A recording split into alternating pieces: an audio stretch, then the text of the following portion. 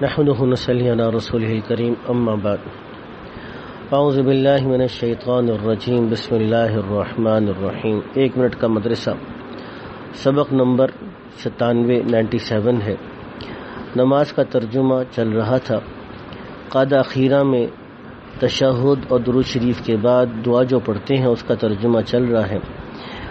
تو ترجمہ ہے کہ وَلَا يَغْفِرُ الذُّنُوبَ إِلَّا أَنْتَ، کہ گناہوں کو نہیں کوئی معاف کر سکتا ہے سوائے آپ کے، فاغفر لی، بس آپ مجھے بخش دیں، مغفرتاً خاص بخشش کے ساتھ، من عندک اپنے پاس سے، وارحمنی اور مجھ پر رحم کریں، انک انت الغفور، بے شک کہ آپ ہی بخشنے والے ہیں۔ سنتوں کا بیان چل رہا ہے۔ وضو کی سنتیں: ایک بار پورے کے پورے سر کا مسح کرنا، کانوں کا مسح کرنا، وضو کے اعضاء کو مل مل کر دھونا، وضو کے اعضاء کو مل مل کر دھونا اچھی طریقے سے۔ بڑے بڑے گناہ جو بغیر توبہ کے معاف نہیں ہوتے، اور ایک گناہ بھی اوپر سے نیچے لے جانے کے لیے کافی ہے، مگر اللہ تعالیٰ جس پر فضل فرمائے۔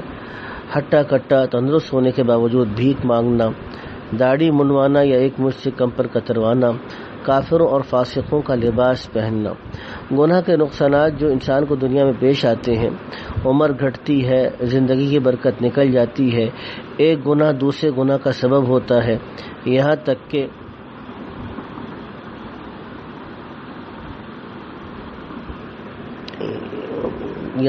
کہ آدمی گناہ کی لذت کی وجہ سے، گناہ کی لذت نہ بھی ہو تب بھی گناہ کو نہیں چھوڑ سکتا، عادت سے مجبور ہو کر توبہ کا ارادہ کمزور ہو جاتا ہے، یہاں تک کہ توبہ کی بالکل توفیق نہیں ہوتی، اور اسی نافرمانی کی حالت میں موت آ جاتی ہے۔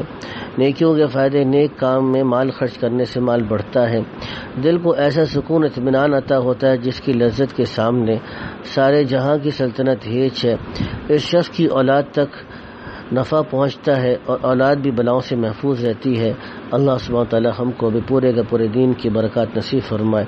وآخر دعوانا الحمدللہ رب العالمین۔